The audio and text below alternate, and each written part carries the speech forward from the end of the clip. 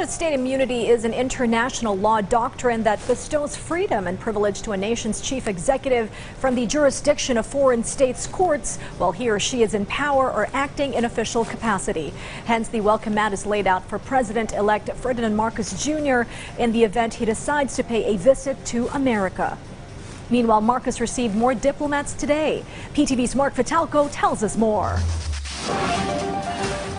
President-elect Ferdinand Marcos Jr. expressed his desire to meet with other world leaders on the scheduled United Nations General Assembly in New York, USA in September. This developed as UN Resident Coordinator to the Philippines, Gustavo Gonzalez, paid a courtesy call on Marcos at the BBM headquarters in Mandaluyong City.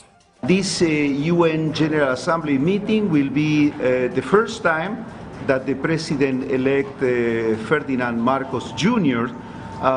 Will be in front of an important numbers of head of state. So this is a great and I think historic opportunity for the President and for the Philippines to share the new vision, the new challenges, but at the same time the new opportunities. The discussions between Gonzalez and Marcos touched on the importance of advancing human rights, sustaining peace especially in Bangsamoro region, and addressing the climate change, especially that the Philippines is number 4 among countries most affected by climate change. He mentioned also the importance of ensuring a high level of accountability in terms of the human rights.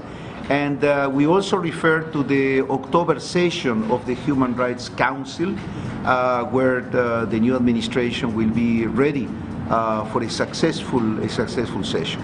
Meanwhile, Ambassador Annika Thunborg of Sweden and Marcos talked about ways on how to revive the economy greatly hit by the COVID-19 pandemic. She said Marcos committed to continue the war on drugs under his administration. Altogether, Swedish companies employ 17,000 people in the Philippines, and we hope to provide more job opportunities and areas of collaboration, including in green technologies, smart mobility, smart cities. Other diplomats also paid a courtesy call on Marcos, including Ambassador Charles Brown of Holy See, William Carlos of Ireland, and Aline Gashen of Swiss Confederation. Mark Fetalco for The Nation.